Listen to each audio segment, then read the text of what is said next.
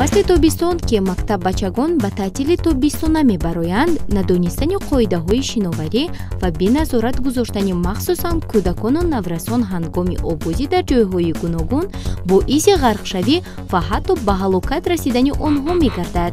пас барои пешгирӣ аз чунин ҳодисаҳои нохуш донистан ва риоя кардани қоидаҳои обозӣ барои ҳамагон ҳатмист.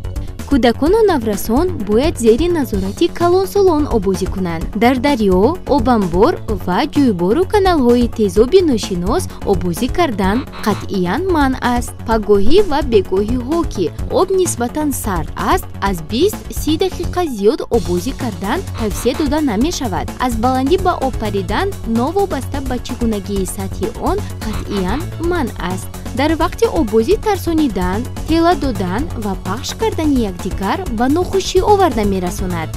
ҳангоми хистани тӯфон ва мавҷи баланди об обозӣ кардан хатар дорад.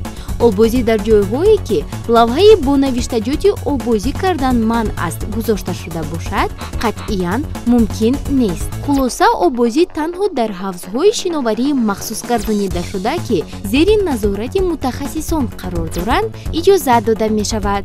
ҳамсолони азиз, ҳаёти худро зери хатар нагузоред.